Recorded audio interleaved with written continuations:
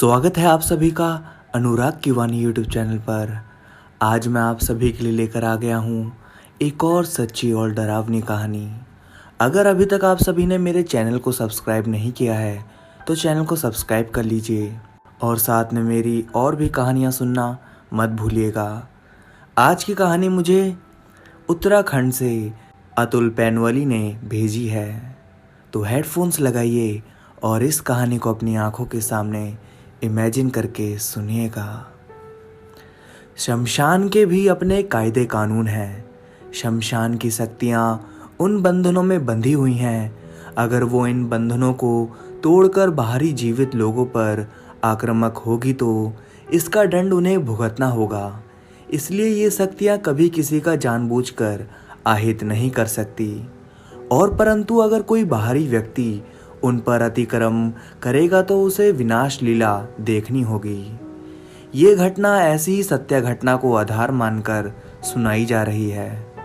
बाड़ाहाट के मणिकर्णिका शमशान में एक युवक आने वाला था, जिसके बारे में काले वस्त्रों को धारण किया हुआ शक्ति साधक पहले से जानता था। वो मुझे अपनी ताकत का परिचय देने की कोशिश कर रहा था, पर मैं इस आदमी को तब से जानता था जब वो पहली बार मुझे मिला। तब वो मंदिर पर दान लेने आया था। उसके वस्त्र काले, जटा बिखरी हुई, माथे पर भस्म लगी हुई थी। देखने पर वो एकदम कोई तांत्रिक टाइप वेशभूषा पहने हुए था। पर मैं पहली बार किसी ऐसे आदमी को नहीं देख रहा था। मैं काफ़ी लोगों को देख चुका था। कई लोग तो शराब पीने के लिए भी इस तरह घर मंदिर में जाकर दान मांगने चले आते हैं, पर वो कुछ अलग था। उसकी आंखों का तेज कुछ अलग था। मैंने उसे कुछ पैसे दिए, जैसे कि मैं अक्सर सबको देता था। फिर वो चाहे उसका कुछ भी करे, वो उसके भाग्य के पैसे थे। परंतु उसने वो पैसे मुझे वापस दे दिए। उसने वो पैसे नहीं लिए। फिर वो मंदिर के गेट से ही काली माता की मूर्ति के सम्मुख अन्नपूर्णा स्रोत को गुनगुनाने लगा। मंत्र गुनगुनाने के बाद इसके बाद उसने हाथ में भस्म निकाली। वो मंदिर की पहली सीढ़ी पर टच की और अपने भिक्षा पात्र में डाल दिया। फिर वो वहाँ से चल दिया। उस दिन पहली बार मैं शक्तिशाली मंत्रों की तरफ आकर्षित हुआ। मुझे उसकी शक्ल काफ़ी हद तक याद हो गई थी। इस घटना के 5 साल बाद वो मुझे बाड़ाहाट के मणिकर्णिका शमशान में मिला। उसने मुझे पहचान लिया। मैं भी उसे पहचान गया। मैंने उसे प्रणाम किया। तब उसने कहा, तुम्हारी पिपासा और जिज्ञासा तुम्हें यहाँ खींच लाई। मैं जानता हूँ तुम क्या देखना चाहते हो। कुछ देर में एक युवक आएगा। तुम्हें कुछ टाइम मुझे देना होगा, लगभग 2 दिन। फिर तुमको मैं शमशान में मौजूद ताकतों की बस एक झलक दिखा सकता हूँ। इससे ज़्यादा तुम्हारे समझ से बाहर है। मैंने पूछा, क्या आप अघोरी हैं? उसने नम्रता से कहा, शक्ति उपासक हूँ, देवी की आराधना करता हूँ। तभी एक युवक आया। उसने अपना नाम अजय बताया। वो काफ़ी गंभीर मुद्रा में था, जैसे किसी बड़े संकट का सामना कर रहा हो। शक्ति साधक ने अपनी आंखों को बंद किया और ध्यान लगाकर कुछ बातें मेरे कान में बताई। उन्होंने कहा, इसका भाई प्रेत आत्मा से पीड़ित है। इसके पीछे भी कारण है।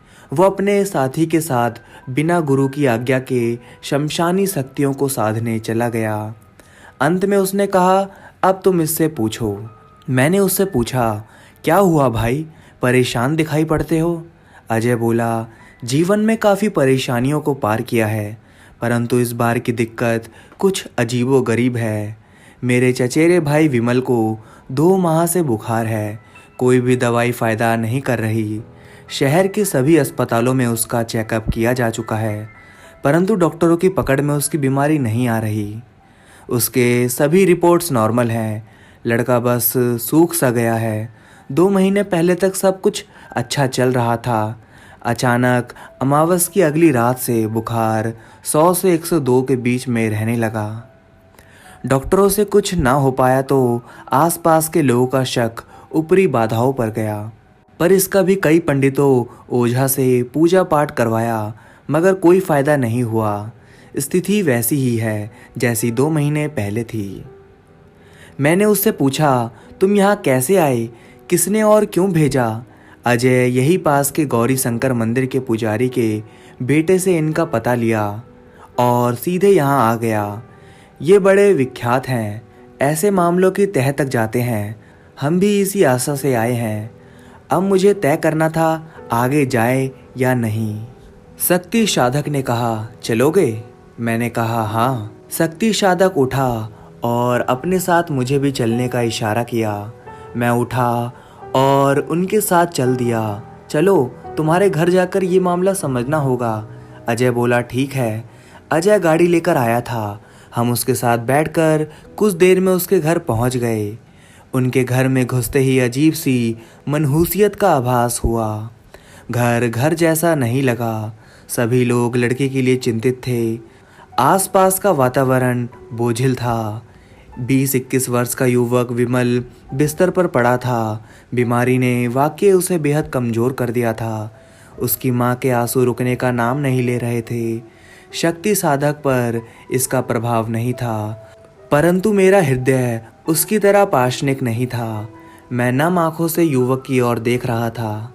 बीमार युवक का शरीर वाकई सूख चुका था, जैसे उसके शरीर में खून की कमी हो गई हो या फिर कोई जीव भीतर ही भीतर उसे कटोच रहा था। मैंने उसकी आंखों को निहारा तो मुझे उसकी आंखों में कुछ भी नज़र नहीं आया, परंतु जैसे ही उस साधक ने उससे नज़रें मिलाई तो विमल ने अपनी आंखें उससे हटाई और कसकर बंद कर ली, मानो वह उसकी ऊर्जा से घबरा रहा था। साधक ने पूछा, कब से बीमार पड़ा हुआ है? उसकी माँ ने कहा, लगभग 2 महीने हो गए बाबूजी। इसके मुंह का पानी तक सूख गया है। पता नहीं किसकी नज़र लग गई।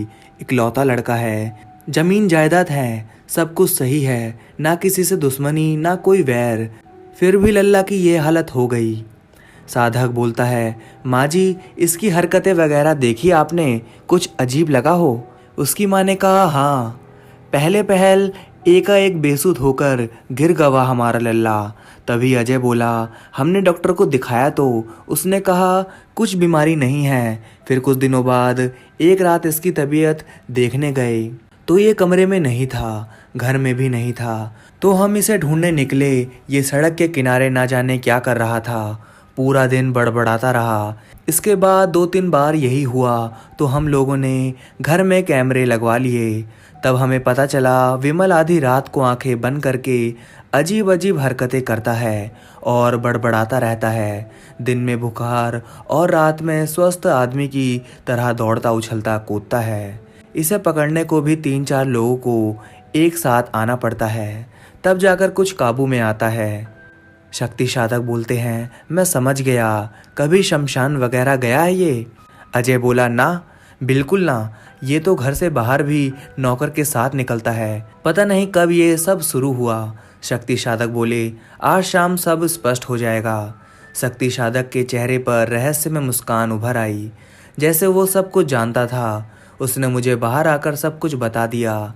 ये लड़का अपने प्राणों को प्रेतनी को दे चुका है, पर मैं अपनी कोशिश करके देखता हूँ, क्या पता शिव शक्ति की कृपा से यह जी उठे। उसी शाम अजय से शक्ति साधक ने कुछ सामग्री मंगवाई और शाम को एक विशेष पूजन करने के लिए कहा। मैं और शक्ति साधक दोनों आपस में चर्चा कर रहे थे शमशान की शक्तियों के विषय में। मैंने पूछा, इस पर कैसी शक्ति ने कब्जा किया है? शक्ति साधक बोले, वो आज रात को देख लेना, वो स्वयं हमें सब कुछ बताएगा। मैंने कहा, पर मुझे तो वो किसी आंतरिक बीमारी से ग्रस्त दिखाई पड़ता है, क्या वो इससे ठीक हो जाएगा? शक्ति साधक ने मेरी आंखों में देखते हुए कहा, हर कोई इतना खुशकिस्मत नहीं होता। कई लोगों को ये आत्मा भीतर से समाप्त कर चुकी होती है। उनके शरीर से आत्मा निकलते ही वह मृत हो जाते हैं। तुम वैसे ही इस लड़के के ऊपर भी काफ़ी लंबे समय से आत्मा आ रही है। इसका भाग्य इसे बचा पाएगा या नहीं, यह सब प्रकृति पर निर्भर है। तभी अजय सब सामान लेकर आ गया। लोभान, कपूर, लौंग, इलायची, पीली सरसों, पान, मत्स्य और मंदिरा। ये चीज़ें एक आत्मा को बुलाने के लिए काफ़ी थी।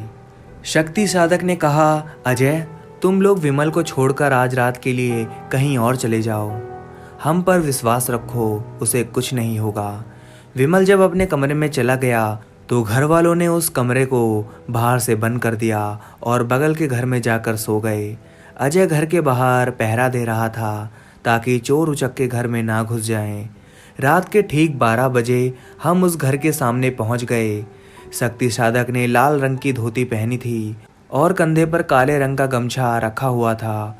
उसने वो गमछा खोलकर मुझे दे दिया। इससे अपने शरीर को ढक लो। मैंने उसे ले लिया और कंधे पर डाल लिया। घर खुला हुआ था। घर के बाहर अजय खड़ा था। वो हमारे आने की राह देख रहा था। शक्ति साधक ने उसे जाने के लिए कहा। वो चुपचाप चला गया। उसने पीछे मुड़कर भी नहीं देखा, जैसे उसे पूर्ण विश्वास हो गया हो अब उसका भाई बच जाएगा। घर में प्रवेश करते ही एक तेज दुर्गंध हमारे नथुनों से टकराई। तेज सड़न वाली गंध, मेरे लिए उसे सहन करना भी बड़ी चुनौती थी। शक्ति साधक बोले, हम सही समय पर आए, वो यही मौजूद है, जल्दी चलो। हम तेज कदम बढ़ाकर विमल के कमरे के बाहर आ गए। उस पर बाहर से चटकनी लगाई हुई थी। शक्ति साधक ने कमरे के बाहर गैलरी में आसन जमाया। हमने दक्षिण दिशा की तरफ मुंह किया, जिस तरफ कमरे का दरवाजा था। दरवाजे के ठीक सामने शक्ति साधक ने जमीन पर आटे, हल्दी और लाल केसर के किसी यंत्र का निर्माण किया। उस यंत्र में कुछ मंत्र बुदबुदाते हुए चावल के दाने छिड़क दिए। एक दीपक में कपूर जलाकर थोड़ा लोबान उसमें डालकर 2 लौंग मुझे दी और 2 अपने सर के ऊपर से घुमाकर जला दी। पीली सरसों को घर के कोनों में डालकर घर का बंधन कर दिया गया। अब वो प्रेतनी छिप नहीं सकती थी। इस काम को करके उन्होंने दोनों की रक्षा के लिए चक्र बना लिया। उन्होंने मुझे समझाया, चाहे कुछ हो जाए तुम अपने आसन से मत हिलना। तुम्हें कोई बुलाए, हिलाए, हवा चले या ऐसा लगे कि कोई हमें धक्का दे रहा है, तब भी मत हिलना। अगर गलती हुई ये तो जाएगा ही, साथ में हम पर भी मुसीबत आ सकती है। तुम्हें डर पर काबू करना है। वो सब सामान भी उन्होंने दरवाजे के सम्मुख रख दिया। तब उन्होंने मंत्र जाप शुरू किया। शक्ति साधक का मंत्र जाप शुरू हुआ। धीरे धीरे मंत्रों की ध्वनि बढ़नी शुरू हुई। मंत्रों के साथ कमरे की गर्माहट बढ़ने लगी। शक्ति साधक नेत्र बंद करके बैठा था, पर मुझे शक्तियों का अनुभव करना था, इसलिए मेरी आंखें खुली थी। कैमरा भी सब रिकॉर्ड कर रहा था या नहीं, यह सब कल सुबह देखा जाएगा। गर्माहट बड़ी तेजी से बढ़ने लगी। गर्मी लगने लगी। कपड़े तरबतर होने शुरू हुए। कुछ देर बाद खाली घर में किचन से बर्तनों के गिरने की आवाज़ें आने लगी। मैं सब सुन रहा था, पर सुनकर मैं अनसुना नहीं कर पाया। मैंने गर्दन उस दिशा की तरफ हिलाई, पर कुछ दिखाई नहीं दिया सिवाय अंधकार के। मंत्रों की ध्वनि तेज होने लगी। बर्तनों के गिरने का शोर दबने लगा। फिर कुछ देर के लिए सब कुछ बंद हो गया। पूरे घर की लाइट जलने बुझने लगी, परंतु अभी तक लाइट बंद थी। पूरा घर अंधकार में था। फिर ये लाइट का जलना बुझना रहस्यमय ताकत की ओर इशारा कर रहा था। फिर से घूप अंधेरा छा गया। बंद मकान के अंदर किसी कोने से हवा चलने लगी। अचानक मौसम में बदलाव होने लगा। कमरे का तापमान गर्म से ठंडा होने लगा। वो अजीब सी बदबू भी कम हो गई। अभी तक कपड़े तर थे तो ठंड लगने लगी। मैंने वो काला शॉल कसकर ओढ़ लिया, पर शक्ति साधक को तो मानो मौसम परिवर्तन का कोई आभास भी नहीं हो रहा था। वो किसी टेप रिकॉर्डर की भांति कभी तेज कभी धीमी गति में मंत्र बुदबुदाने में लगा हुआ था। अचानक कमरे के अंदर हलचल होने लगी। किसी के कदमों की आहट कमरे के भीतर से आने लगी। थप थप थप, कभी तेज कभी धीमी। कमरे में प्रेत लीला शुरू हो गई थी। मैं सब कुछ ध्यान से सुन और देख रहा था। कुछ देर में आवाज़ दरवाजे के दूसरी तरफ आकर थम गई। मेरी आंखों के सामने खुद ब खुद दरवाजे की चटकनी, जो बाहर से बंद थी, चटक की एक चोट के साथ खुल गई, जैसे किसी ने उसे जोर से खींचा हो। मेरा मुंह खुला का खुला रह गया। मैं आवाक होकर देखता था। झप से दरवाज़ा चू का शोर करता हुआ खुल गया। मेरे शरीर में सिरहन पैदा होने लगी और माथे पर पसीने की बूंदें। हालांकि अब मौसम में ठंडक थी, परंतु ऐसे दृश्य देखकर हृदय की जो दशा थी वो बताने योग्य नहीं थी।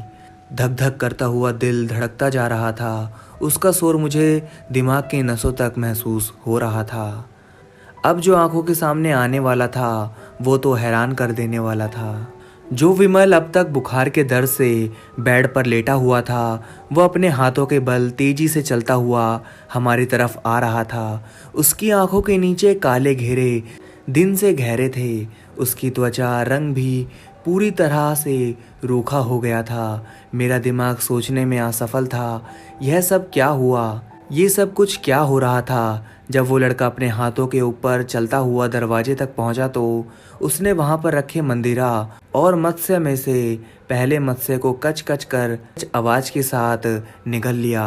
वो किसी पागल की तरह मछली के टपके हुए लाल खून को जमीन पर से जीभ को लपकाकर चाट रहा था। उसके बाद उसकी नजरें मंदिरा पर गई। वो अपने एक हाथ से बोतल पर पकड़ बना रहा था और दूसरे हाथ पर उसके पूरे शरीर का संतुलन था। गुट गुट की आवाज के साथ एक सांस में सारी मंदिरा पी गया। उसके साथ शराब की गंध चारों ओर फैल गई।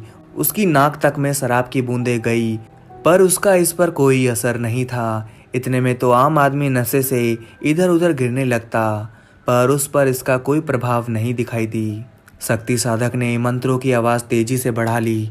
वो मंत्रों की ध्वनि सुनकर भच की आवाज के साथ एक और गिर पड़ा। कुछ देर बेहोश की अवस्था में रहकर उसके अंदर की छुपी शक्ति मंत्रों के कारण बाहर आने लगी। जितनी देर वह लड़का बेहोश था, उतनी देर मुझे बहुत भयानक एहसास होने लगे।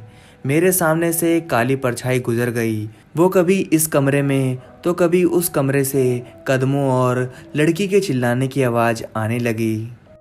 अचानक किचन के बर्तन गैलरी में आकर गिरने लगे।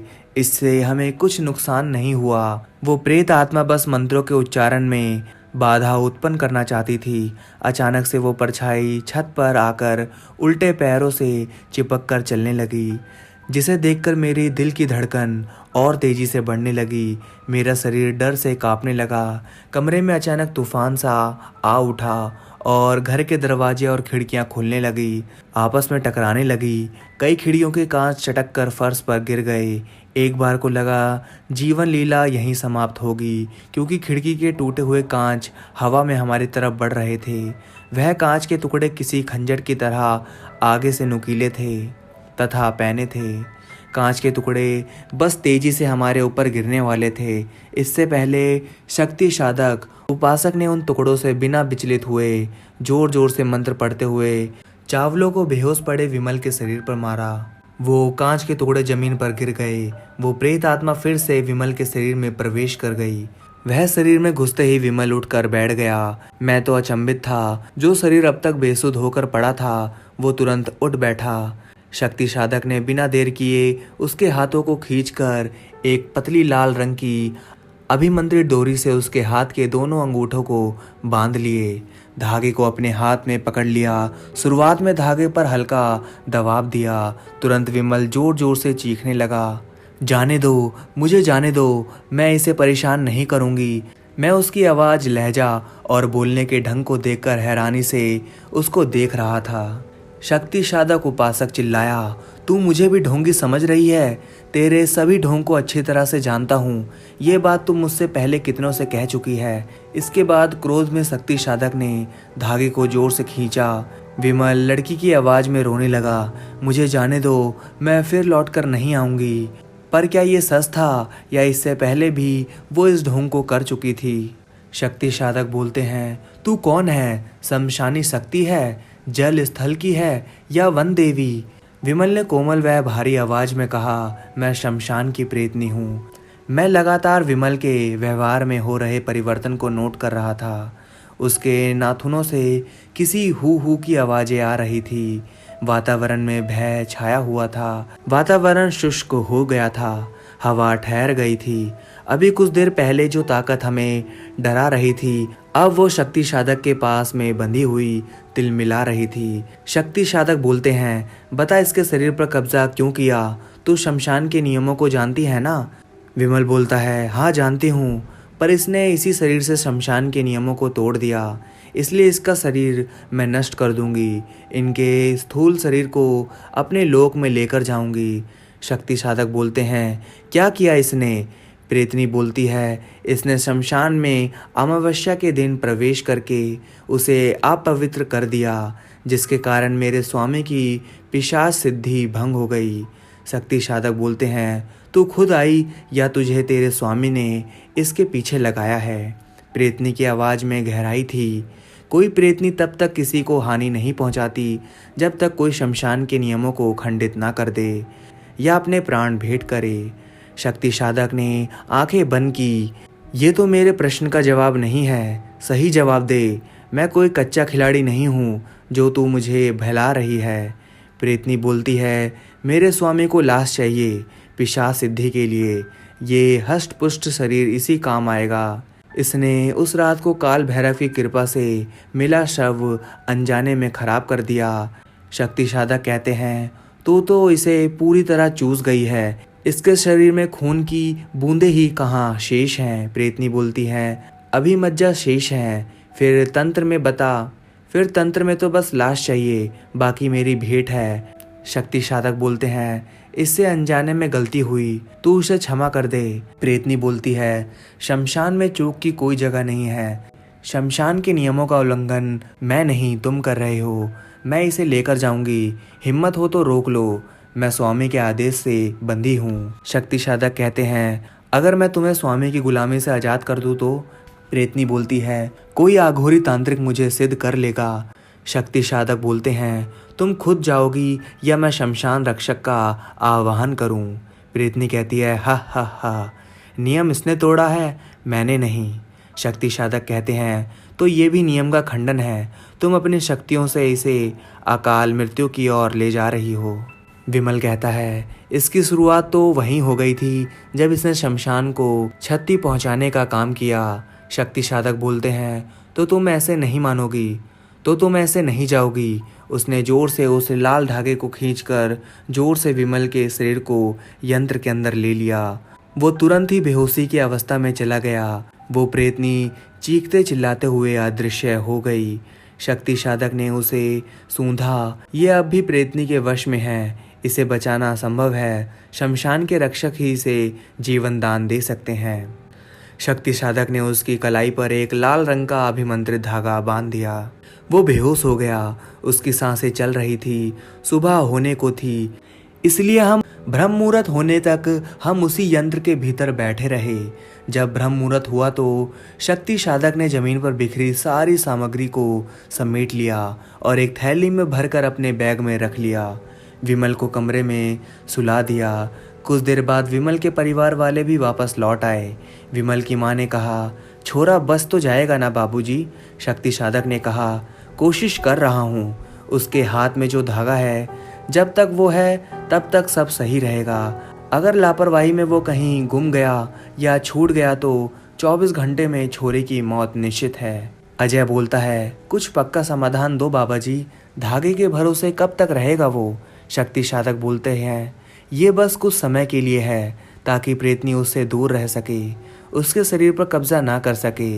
हमें इसके पक्के समाधान के लिए शमशान के देवता को सिद्ध करना होगा। इसमें कुछ अधिक खर्चा होगा और हम जो सामग्री मंगवाएंगे वह बिना किसी ना नुकूर इकट्ठा करके तुम्हें लेकर आनी होगी। परिवार का एक सदस्य भी हमारे साथ चलेगा, परंतु उसके जीवित रहने की कोई गारंटी भी मैं नहीं दे सकता।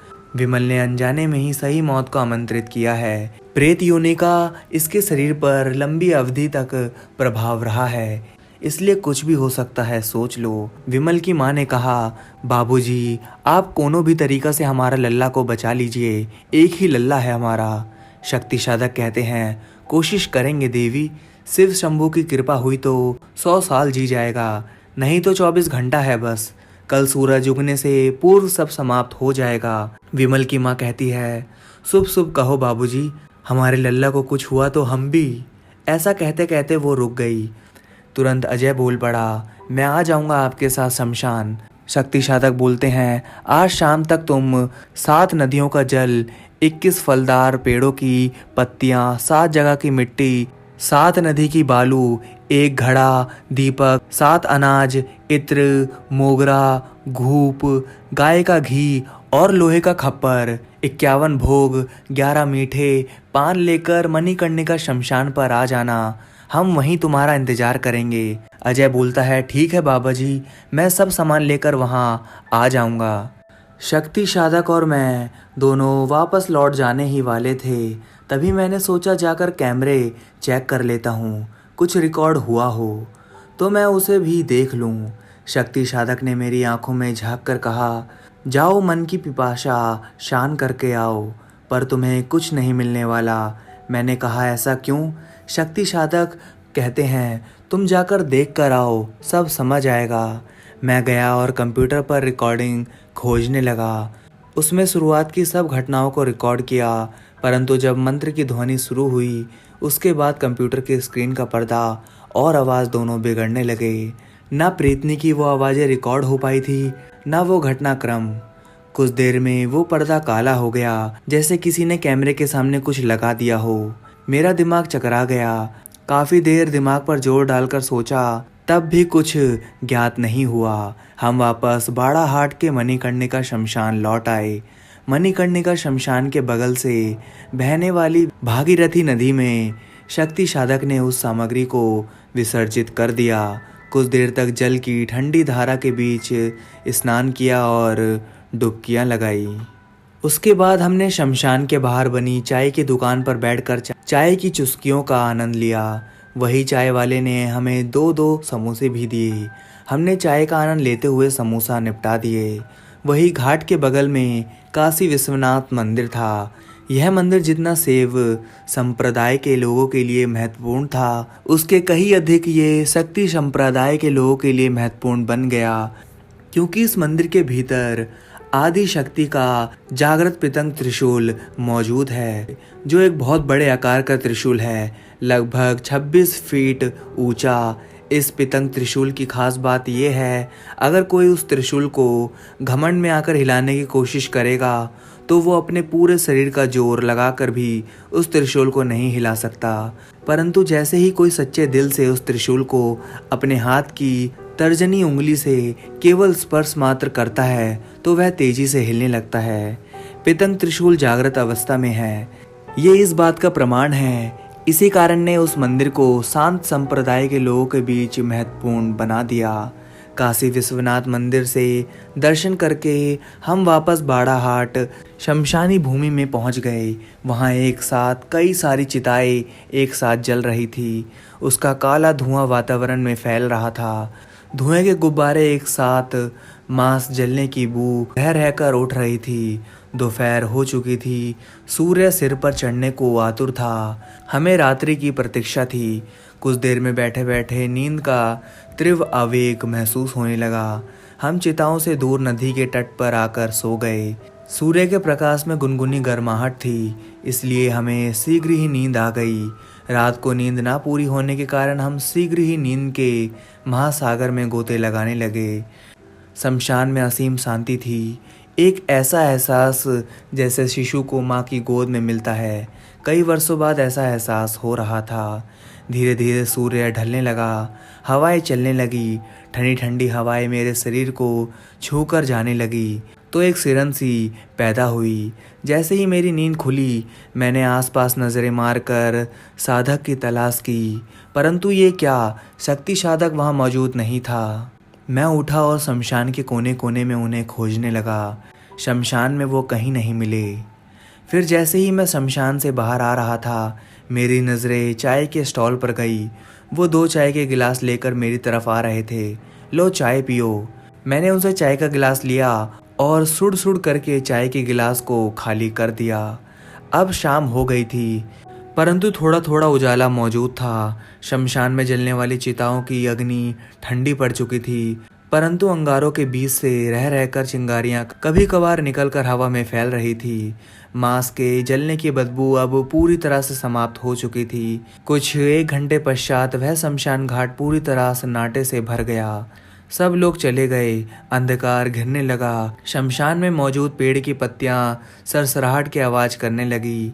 उस समय शक्ति साधक के सिवाय वहां केवल शमशान की रेख देख करने वाला आदमी मौजूद था, जो ठंडे से अंगारों को उलट पलट रहा था ताकि शव की हड्डियां पूरी तरह से जल जाए। कुछ देर के बाद शक्ति साधक ने उसे कुछ पैसे देकर शमशान के बाहर भेज दिया। शक्ति साधक ने कहा, तुम कल सुबह आना, तुम्हारा काम समाप्त हो गया है। मुझे कुछ खास अनुष्ठान करना है। शमशान के गेट को अंदर से बंद कर रहा हूँ मैं। तुम्हें कल सुबह ये जगह कुछ ऐसी ही मिलेगी जैसी अभी है। तुम्हारा यहाँ रहना ठीक नहीं, तुम जाकर विश्राम करो। वो वहाँ से खिसक गया। शक्ति साधक ने अपने बैग से 4 अभिमंत्रित कमल गंठों को निकाला, उसमें 4 फूंक मारकर जमीन पर गिरा दिया। वो चिल्लाया, हे काल भैरव, हमें मार्ग दिखाओ। एक साथ वो कमल गंठे उसकी हथेली से हलचल करते हुए शमशान की भूमि पर गिरे, अलग अलग दिशाओं में। 3 तो अपनी जगह स्थिर रहे, किंतु एक नदी की तरफ वाला लुढ़कता हुआ आगे बढ़ने लगा। मैं तो डर से शक्ति साधक के पीछे चलने लगा। एक तो शमशान और ऊपर से किसी वस्तु का ऐसे हिलना, मतलब दिमाग ही घूम गया। जब हल्के अंधकार में यह संभव था तो रात में तो पता नहीं क्या क्या घट सकता था। कमल गंठा कुछ आगे चलकर नदी के पास जाकर जोर से फट गया, जैसे वो कमल गंठा ना होकर आलू बम हो। उस जगह की मिट्टी पर काला सा गड्ढा हो गया। शक्ति साधक खुश हुआ। काल भैरव ने आज्ञा दे दी, यहीं पर यह अनुष्ठान होगा। उसकी निगाहों में एक बात तो स्पष्ट थी, रात को कुछ बड़ा घटित होने वाला था। तभी अचानक गाड़ी का हॉर्न बजने लगा, जो शमशान के ठीक सामने से सुनाई दे रहा था। मैं और शक्ति साधक दौड़ते हुए तेज कदमों से उस ओर गए। शक्ति साधक ने उससे कहा, अजय, हॉर्न मत बजाओ, ये कोई खेल का मैदान नहीं है। गाड़ी साइड लगाओ और सामान लेकर अंदर आ जाओ। अजय को अपनी गलती का एहसास हुआ और उसने हॉर्न बजाना बंद कर दिया। तुरंत गाड़ी को साइड लगाकर बाहर निकला। गाड़ी की डिग्गी से 2 बड़े बैग निकालकर शमशान के भीतर आ गया। अजय, हम तुम्हारी प्रतीक्षा कर रहे थे। जो सामान कहा था वो सब पूर्ण है ना? अजय बोला, हाँ। शक्ति साधक ने कहा, चलो। अजय बैग लेकर हमारे पीछे पीछे चलने लगा। शक्ति साधक हमें उसी स्थान पर लेकर गया जहाँ पर वो गड्ढा था। वहीं बैठकर लकड़ी से मिट्टी को खोदने लगा और उसके पास नदी की तरफ एक चौकोर आकृति बना ली। उस चौकोर स्थान के ऊपर वह सामान रख दिया जो अजय लेकर आया था। उसके बाद उन्होंने चारों तरफ रक्षा के लिए एक रक्षा घेरा बनाया। वो गड्ढा उस गोले के एकदम बीच में मौजूद था। उस गड्ढे में शमशान के पेड़ों के नीचे जमीन पर रखी हुई लकड़ियां तोड़कर जला दी। वो एक स्थायी कुंड लग रहा था। उसकी रोशनी शमशान में कुछ दूरी तक उजाला कर रही थी, परंतु अंधकार क्षेत्र पर अंधकार का ही कब्जा था। कुछ देर में शक्ति साधक ने सारे सामान को चौकोर आकृति में रख दिया। घड़े में नदी का जल लेकर आए। अनुष्ठान की तैयारी कुछ ही देर में हो गई, परंतु अभी अनुष्ठान को शुरू करने के लिए कम से कम 2 घंटे का इंतजार करना था। 12 बजने को 2 घंटे शेष थे। इस मौके का मैंने फ़ायदा उठाया और उनसे कुछ महत्वपूर्ण विषयों पर चर्चा की। मैंने उनसे पूछा, क्या सच में शमशान के रक्षक हमारी आराधना से खुश होकर उसे उस प्रेतनी से मुक्त कराएंगे? शक्ति साधक ने कहा, अवश्य कराएंगे। अगर कोई सच्चे मन से किसी की विपत्ति को रोकना चाहता है तो प्रकृति उसकी सहायता अवश्य करती है। शमशान में रहने वाली शक्तियाँ हमें कुछ नुकसान पहुँचाएंगी या नहीं? मैंने उनसे पूछा। शक्ति साधक ने कहा, शमशान की शक्तियाँ हमें यूं ही नुकसान नहीं पहुँचाएंगी, बस वो डाकनी अवश्य हमारे अनुष्ठान में विद्रोह उत्पन्न करने की कोशिश करेगी। परंतु आज तो वो अधिक उत्पात नहीं कर सकती, पर वो कोशिश करेगी हमारी साधना बंद हो जाए। बाकी शक्तियों से हमारा कोई मतलब नहीं, क्योंकि शमशान में अनगिनत शक्तियाँ मौजूद होती हैं। इसमें अच्छी और बुरी दोनों तरह की शक्तियों का वास होता है। मैंने उनसे पूछा, किसी की मृत्यु के बाद उसकी आत्मा का अच्छा स्वभाव होना या बुरा स्वभाव होना किस बात पर निर्भर करता है? साधक ने उत्तर दिया, किसी मनुष्य की ऊर्जा का प्रवाह किस और होगा, यह इस पर निर्भर है कि सूक्ष्म शरीर का स्वभाव इस बात पर निर्भर करती है मृत्यु के समय मनुष्य की वासना अथवा कामना किस प्रकार की थी, उसी प्रकार से उसके स्थूल शरीर में ऊर्जा का निर्माण होता है। ऊर्जा सकारात्मक और नकारात्मक दोनों हो सकती हैं। क्या प्रेत योनि में भटकने वाली आत्मा का पुनर्जन्म होगा? इस बात का निर्धारण भी हमारा सूक्ष्म शरीर करता है, क्योंकि सूक्ष्म शरीर के पास अनंत शक्तियाँ मौजूद हैं। उन शक्तियों को कई महापुरुषों ने जागृत किया है और वह मुक्त भी हो चुके हैं। कौन मुक्त होगा, अन्यथा जो आत्माएं मृत्यु लोक में ही भटक रही हैं वह एक जन्म से दूसरे जन्म में लगातार चलती रहती हैं। यह एक चक्र है। इस चक्र को खंडित करने के लिए मोक्ष ही एकमात्र उपाय है। भटकने वाली आत्मा का ऊर्जा स्तर निम्न होता है। असल में मुक्ति का अर्थ ऊर्जा के उस स्तर तक पहुंचना है जब प्राण प्रकृति में मुक्त हो जाए। इसी चर्चा में साधना का समय हो चुका था। पूरे शमशान में एक अनंत शांति स्थापित हो चुकी थी। शमशान में केवल वह अंगार धड़क रहे थे जो उन चिताओं पर मौजूद थे। इसी के साथ शक्ति साधक की साधना भी शुरू हो गई।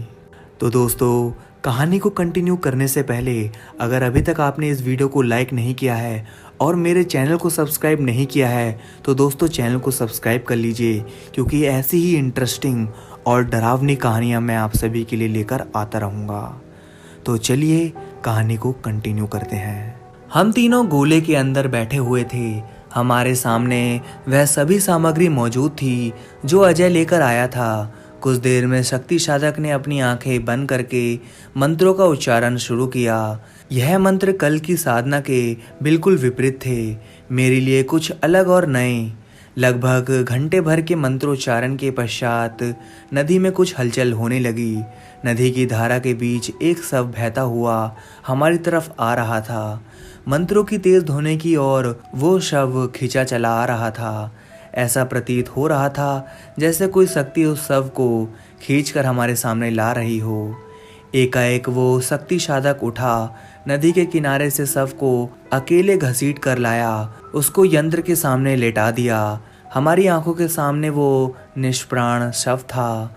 वो एक लड़के का शव था जो लगभग विमल की आयु का होगा। उसके कपड़े और शरीर मिट्टी से सने हुए थे। उसका शरीर अब भी गीला था।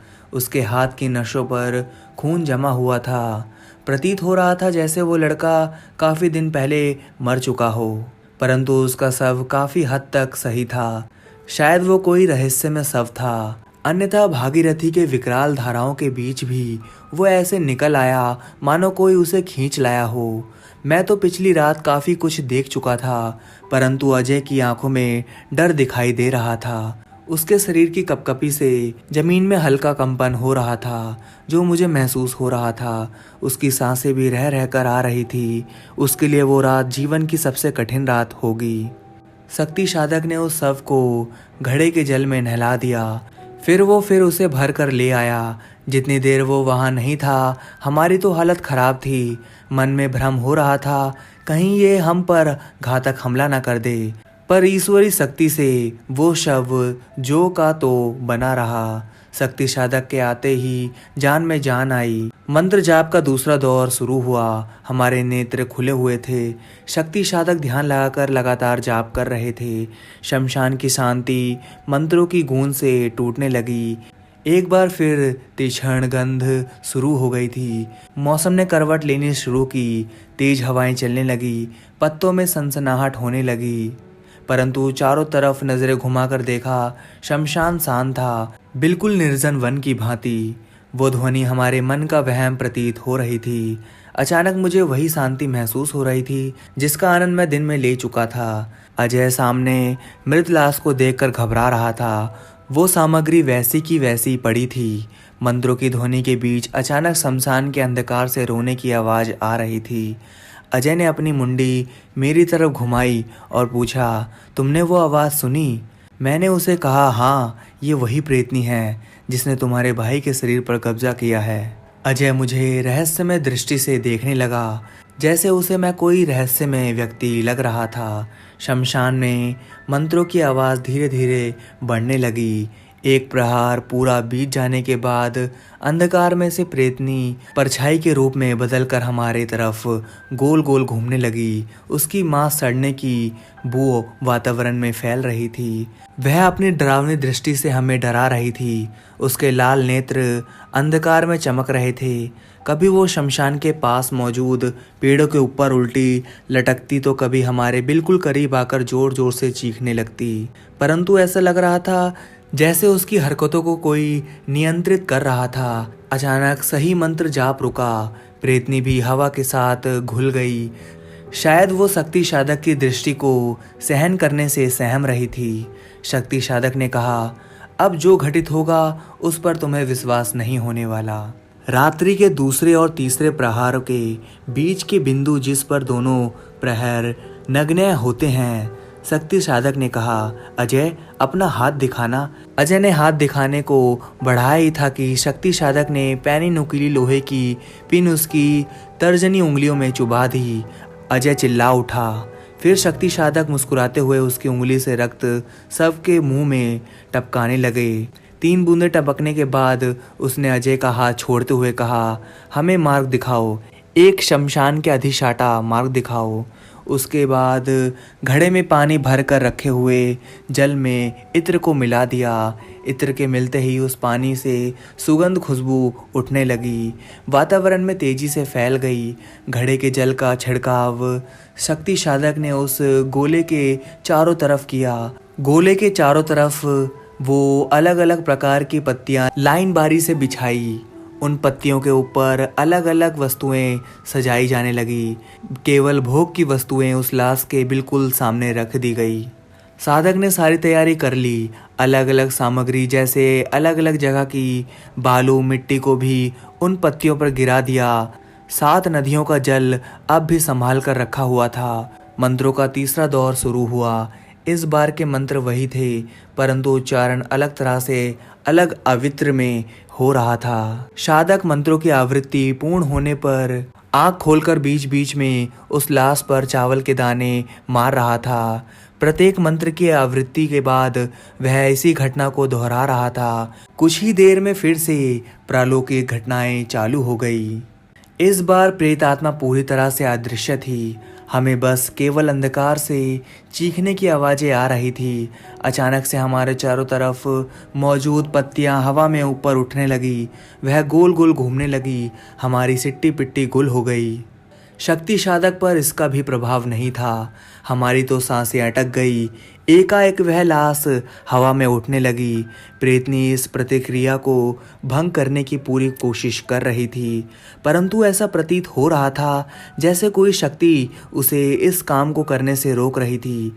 इसलिए वो शव को बस 2 फीट ऊपर तक ही उठा पाई। उसकी इस मेहनत पर भी शक्ति साधक ने अपने खून के छींटे मारकर स्थिर कर दिया। वो सब हवा में झूलता रहा, ना ऊपर गया ना नीचे। धीरे धीरे मौसम में परिवर्तन अचानक से बदल गया। सब सामान्य हो गया। खुशबू उठने लगी।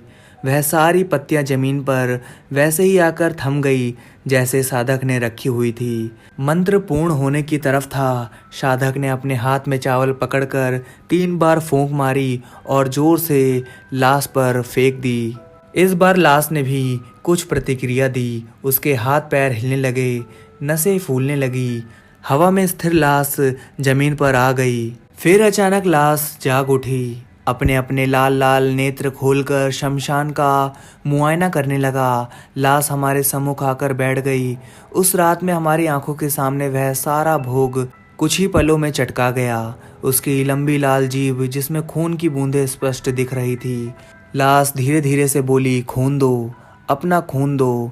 शक्ति साधक जो पहले से तैयार था, लोहे के खप्पर को बीच में रखकर तीनों की उंगलियों से 3-3 बूंद निकाली गई।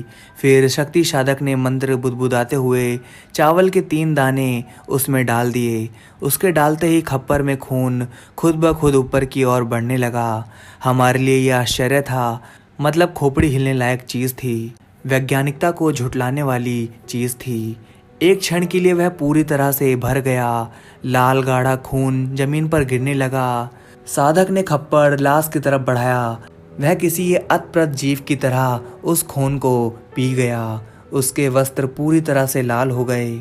इसके बाद वह लाश खड़ी हुई, दौड़कर शमशान के अंधकार में गई और वह उन अंगारों के बीच से एक छोटी सी हड्डी को उठाकर ले आया और उस हड्डी को उसने साधक की तरफ बढ़ाया और कहा, लो ये तुम्हारे लिए है, तुम्हारा अनुष्ठान सफल हुआ।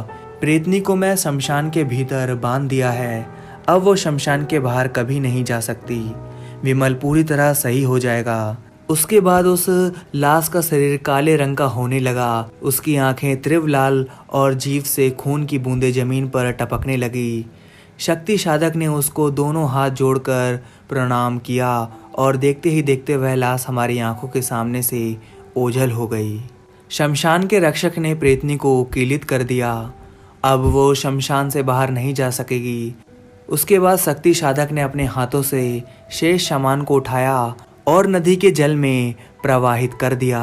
रात्रि का चौथा पहर खत्म होने को था। ब्रह्म मुहूर्त शुरू होने को था। अजय ने शांति साधक से पूछा, क्या अब मेरा भाई पूरी तरह से सही हो जाएगा? शक्ति साधक ने कहा, हाँ, प्रेतनी के प्रकोप से पूरी तरह मुक्त है। कुछ ही दिनों में वह पूरी तरह ठीक हो जाएगा। बस शारीरिक रूप से बलवान होने में समय लगेगा। सामग्री को नदी में प्रवाहित करने के पश्चात हम तीनों शमशान से बाहर आ गए। अजय गाड़ी से वापस घर चला गया। मैं उसकी गाड़ी को जाता हुआ गली के अंतिम छोर की ओर देख रहा था। जब मैं वापस मुड़ा तो वहाँ कोई मौजूद ही नहीं था। शमशान को मैंने बाहर से ही देखा, परंतु वहाँ कोई नहीं था। सड़क खाली थी। इतने में चाय वाला आया। मैंने उससे चाय बनवाई। उसने चाय बनाकर दी। मैंने जल्दी से पी ली। मैंने उससे पूछा, वो शक्ति साधक कहाँ गया होगा जो कल तक यहाँ था? चाय वाले ने कहा, रमता जोगी बहता पानी। मैं समझ गया, साधना में रत योगी का कार्य सिद्धि के बाद रुकने का कोई अर्थ नहीं। कुछ दिनों के बाद विमल के घर गया। सब सही हो चुका था। वो काफ़ी स्वस्थ था। सब लोग उस शक्ति साधक का पता मुझसे मांगने लगे, पर मैं खुद नहीं जानता था वो कोई दिव्य शक्ति थी या हिमालय का सिद्ध योगी। तो आपको क्या लगता है, कौन होगा वो, दिव्य शक्ति या कोई सिद्ध साधक? तो दोस्तों, कहानी बस यहीं तक थी। अगर आपको यह कहानी पसंद आई हो तो कमेंट करके मुझे ज़रूर बताइएगा कि आपको ये कहानी कैसी लगी। और हाँ, साथ में मेरे चैनल को भी सब्सक्राइब कर लीजिए दोस्तों, क्योंकि आप सब मेरी कहानियाँ तो सुन लेते हैं पर मेरे चैनल को सब्सक्राइब नहीं करते हैं और ना ही इस वीडियो को लाइक करते हैं। तो दोस्तों, अब आपने कहानी सुन ली है तो इस वीडियो को लाइक कर दीजिए और मेरे चैनल को सब्सक्राइब कर लीजिए, क्योंकि ऐसी ही कहानियाँ मैं आप सभी के लिए हमेशा लेकर आता रहूँगा। धन्यवाद दोस्तों।